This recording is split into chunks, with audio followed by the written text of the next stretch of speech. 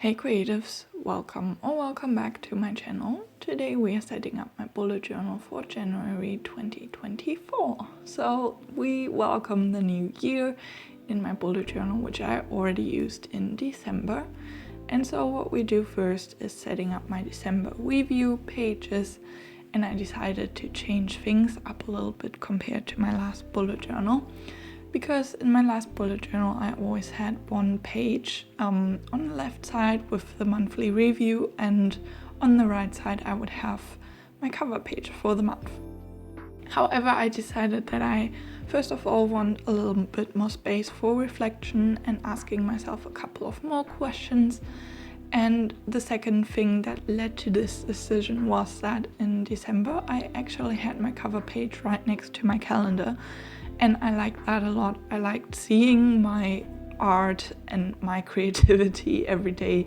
So I decided to do that in January as well. So we have a couple of more questions, and I decided to leave a little bit more space to write in general about the month. Then I have, as always, a space for writing about mental and physical health, about some highlights and challenges. I think I added a section to write about what I'm proud of and what I would like to change in the next month. And then a little space for gratitude and lessons I've learned. And at the end of the right page, there's a little space to journal about the next month. What do I want in the next month? Then we have a little different thing here. We switched to my computer because I decided to do a moth theme this month, and I didn't want to draw a lot, so I decided to print out some moths from the page Free Pick, where you can find free illustrations, graphics, all that stuff, and I can highly recommend that. And I also show you how I prepare those illustrations for my Memo thermal printer. I do that in the program Affinity Photo, which is pretty similar to Photoshop, and I just transfer the pictures to black and white, make sure that the background is completely white, cut them as much to the right size as possible, and then I can upload them to my phone. And I thought I'd show you how I do that on my Memo printer. This is not sponsored, but it is really simple and easy to use. So definitely a handy tool, but obviously not necessary. I decided that I thought the stickers that I printed out on the thermal printer were also a little bit too small for me, so I also printed the moths out on normal paper, drawing paper actually, because I think that looks a bit nicer than normal copy paper. And the one moth that I use for my cover page, I also added a little bit more shadows, and I would think you call that dot art or something, but I didn't film that because it took ages. It probably took me more than an hour, but well, I really love how it looks now. In addition to the moths that I'm using, I also decided to use some craft paper and some black paper, which also could totally be craft paper, but I find that craft paper, how often can you say craft paper, is pretty thick, and I have very thin pages in my journal and I don't really like the feel, so I decided to paint a normal sketching paper with 100 GSM paper, I think. So this is a bit more thin, and I really like the look. It feels more organic than normal craft paper, so yeah. And as I almost always do, I cut my tabs for my monthly pages here. They are not so much functional that I write what's on the pages on the tabs, but I like that it makes me jump through my pages a little bit more easily and makes me see where my monthly setup begins and ends. And yeah. So for the setup, I also printed out a lot of things like my calendar pages, habit trackers, and other boxes. So basically all that I did in this setup was gluing in things. And this is not so much exciting because I don't really like gluing in things, but I really like how the whole thing turned out in the end, so that was definitely worth it. And if you are interested in these printables, I will have them on my Patreon page, which is free, and the downloads will be free as well. So yeah, if you are still looking for something for your January setup, then feel free to download them, use them, and if you share your bullet journal, I would be happy if you mention my YouTube channel. So yeah, as I said, almost the whole setup was just me trying to figure out where to place things on the pages and make it a useful but also nice looking layout. And I really enjoy having the cover page right next to the calendar because yeah, you probably, if you are creative in your bullet journal, spend a lot of time on your art and your creative work. So yeah, it's definitely nice to see that more throughout the month because, to be honest, whenever I set up cover pages before, I would never really look back on them. And so this is definitely something that I started to enjoy, and I'm curious to see if I will continue with that because, you know, with changes in the bullet journal, it's always a little bit trial and error, and you will figure out if you do enjoy what you came up with and the changes you made, or if they were actually not really for you. And sometimes I think I found something that I will continue for the rest of the year, and then I just do that for a month and never again. But I'm pretty sure that I will like to write a little bit more about the last month and do a little more reflection. And I mean, I also do enjoy the creative side of my bullet journal, so I think that this can probably be something that I will keep doing. And because the whole theme with just moths and the different papers would be a little bit boring, I decided to add a little bit of extra decorations, which would be these kind of leaves that are all over the pages, and I also added some stars and sparkles throughout the setup, which, I mean, what else would fit the magic vibes that I'm going for in my bullet journal better, right? When it comes to the new year, I feel a little bit weird this year, to be honest. A while ago I looked back on my last January setup, and I think you can really tell that last year I was definitely in a not so well mental place. You could tell that by the video, and I was not really looking forward to the new year. I was mostly anxious and had a lot on my mind, and luckily I can say that this phase is almost over and I have sorted out what I needed to sort, and now it's the time to begin a new chapter in my life, and that's definitely exciting and I'm looking forward to it, but it's also scary and it's pretty uncertain at the moment, so I'm not really sure where life will take me in 2024. I mean, I do have a plan and I hope that the plan works out, but it's still a lot of new things. I will want to try to get a new job or learn a new job, and those are all things that are not really in my hand at the moment because I'm waiting for bureaucracy stuff and things like that. So that's definitely a bit hard at the moment to be patient and to wait and see where things go and take me and hope that everything works out. So I would say I'm definitely in a lot better place than last year, but I am still a bit scared and nervous.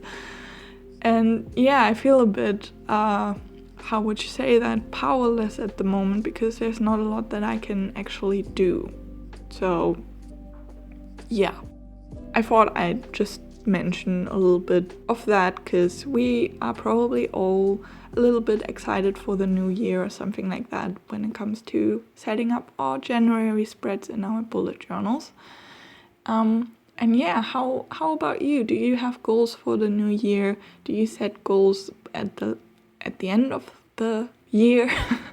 Or is that how do you do that? I would like to hear from you, and feel free to share that in the comments if you want. And while I was talking about that, you could see that I started on working on the leaves and the stars and the moons on the craft paper or on the black paper, and I actually thought I'd do that in white, but turns out that didn't really work out with the painted pages, so I decided to use the gold gel pen that I have. And I'm actually glad I did, because that added, I think, another dimension to the page.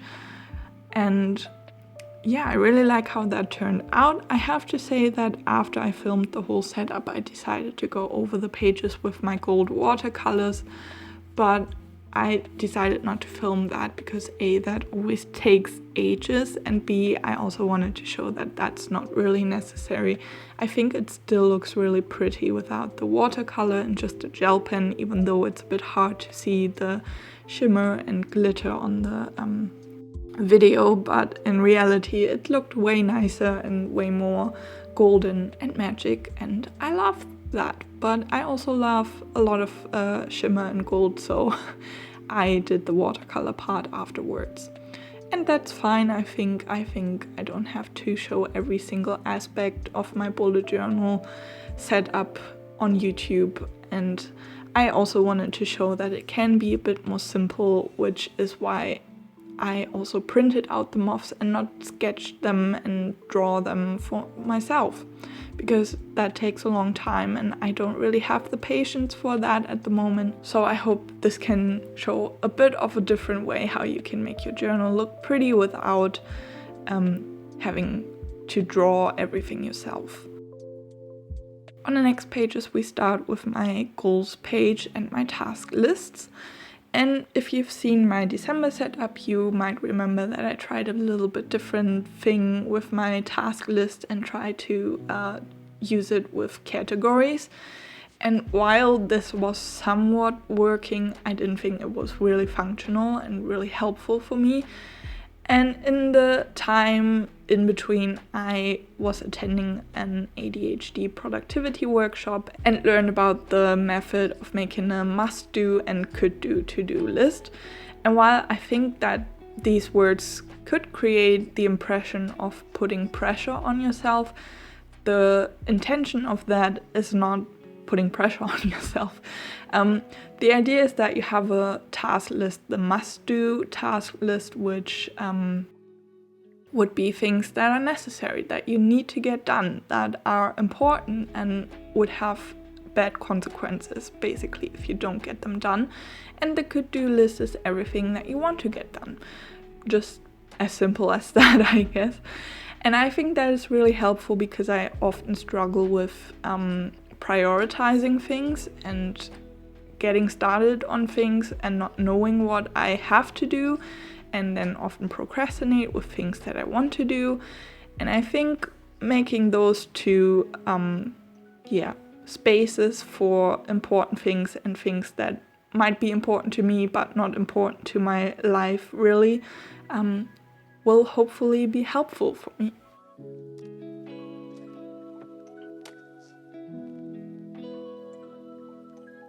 And on the side next to this page I have my budget, which I recently called spendings, but I try to write down a bit more about savings and what's in my bank account and stuff like that as well. So I thought that budget might be a bit of a better fitting title. And the page is just really simple because I just divide it into 2 columns, and I will just write down my expenses with the date and a minus or a plus, depending if it's income or spending. And then I think by the end of the month I will create some colors for different categories and categorize my spendings like that. Having a spending log has been so helpful in the last months for me because I am more mindful about my money now. I know where it goes and when it comes in and stuff like that. And it has definitely helped me to overcome some impulsive spending problems that I have. Not that I am perfect with that now, but it definitely helps to consider, do I really have the money? Do I really want to spend the money on something that is not really necessary or important? And yeah, if you struggle with things like that as well, I can totally recommend having a spending log. And it can be definitely eye-opening and also a bit challenging to do that first. Challenging because you have to or you might want to write down everything that you spend and money that you get, and it's definitely work to keep up with that, and eye-opening, because I think with maybe if you do like me spend most of your money just by putting your bank card on the counter, it's not really the feeling of spending money for me. So seeing those numbers and having to write them down is definitely eye-opening and the bit of the therapeutic thing that you might need if you sometimes spend money on things that are not really necessary and that not give you the good feeling afterwards.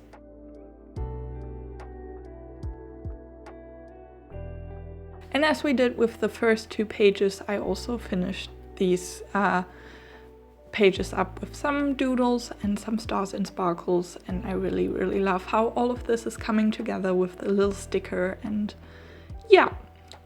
But we are already moving on, and this is my daily reflection and habit tracker spread.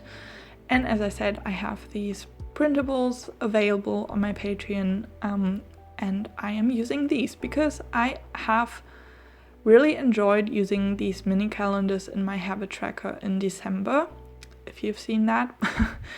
And if you've seen any of my other monthly setups, then you know that I had a lot of intense habit tracking with a huge table and tracking all kind of symptoms and sleep and mood and all that stuff, and that was fine for a long time because it helped me to understand myself better and see where mood swings and stuff like that came from.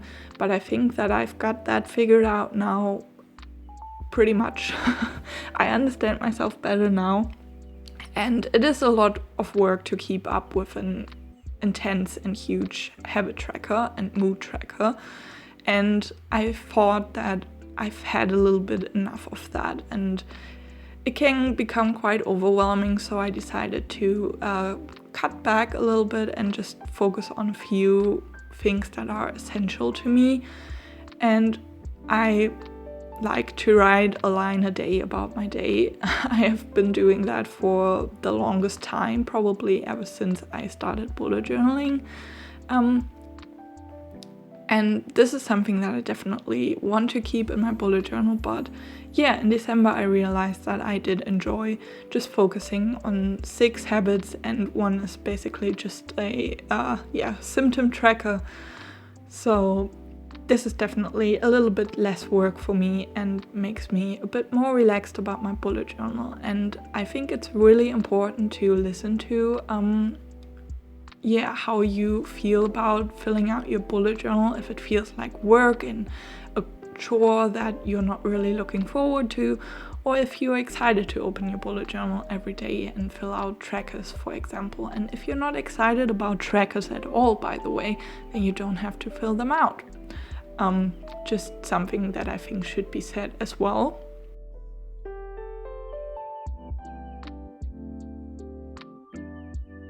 When it comes to habit trackers, I think that it can also be a bit of a misconception that they are for forming productivity and successful habits or something. But for me, they are honestly most of all a tool for self-observation, and I'm not too strict about having to do those things. And as you can see, my habits are mostly simple things like flossing or skincare at the moment. I like to track my reading because that motivates me, as well as my workouts. I try to do them regular, and I figured that if I write that down whenever I do a workout, that is definitely helpful for me.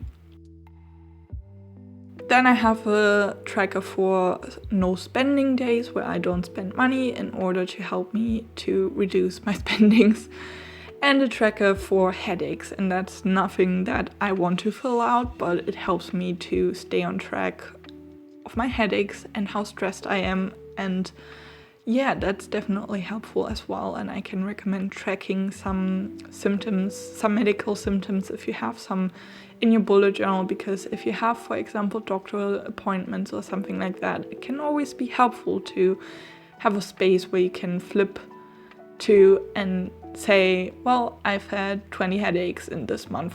Just an example. That doesn't happen that often, but sometimes it does. And then you can exactly say when it happened. Same goes for periods. For example, I started to track my period just in my monthly logs, and not just my actual period, but as well my estimated menstrual cycle. So like when I'm in my good phase and when I'm in the low energy phase, and that definitely helps me as well to observe myself and to be more nice to myself and to plan things a little bit better for myself. Like when I'm in a low energy state and I know that my period is coming, I don't want to do lots of stuff and meet 10 people in 1 week and have 5 different projects, you know what I mean? So that is definitely helpful as well. And you can customize trackers and stuff however you want and however you need them, and that is the great thing about bullet journaling, I think.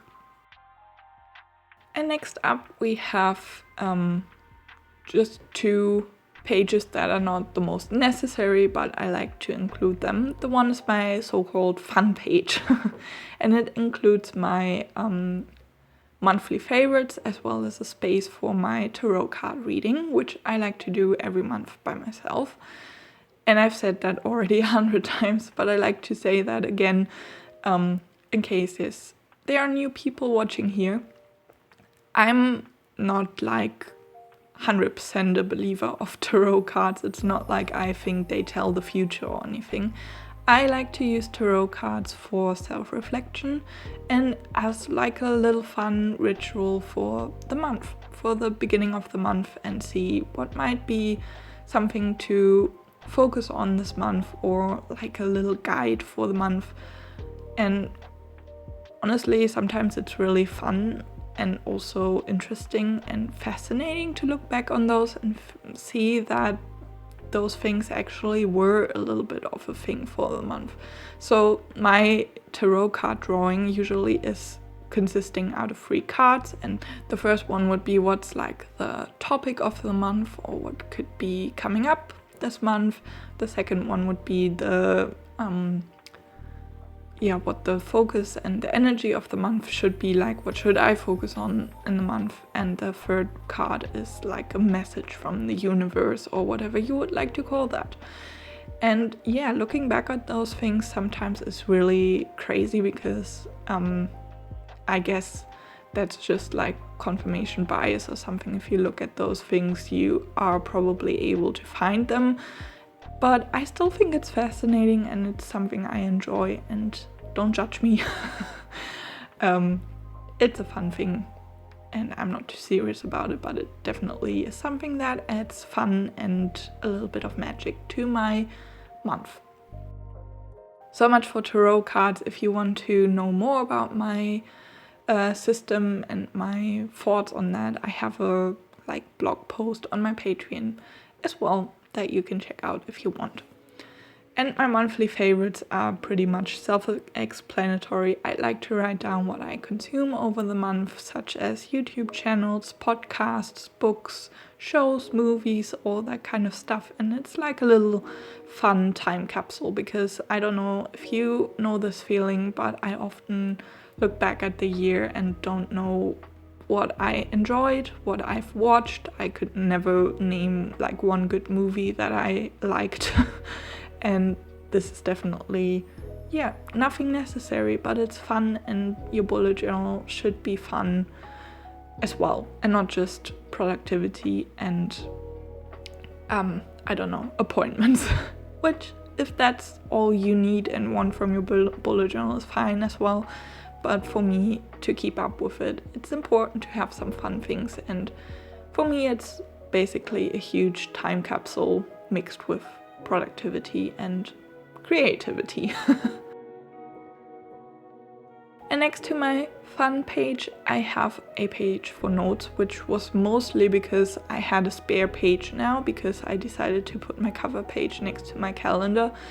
And I thought, since I have started to use some weekly spreads for 2 weeks at a time now, I don't use daily so much at the moment, so I don't have like a daily space to write down some random thoughts and notes, and sometimes these are just like one line of a random idea or something. And for this I thought it would be helpful to have a notes page, and hopefully I will remember to use that because I find that this is one of the most helpful parts in bullet journaling, writing down whatever comes to your mind whenever it comes to your mind, and clearing your head of those kind of thoughts and ideas. And I think that is something that is not mentioned that much on the bullet journal videos that I see, because most of that is just setting up a calendar and trackers and stuff. But for me, the most important part actually is to get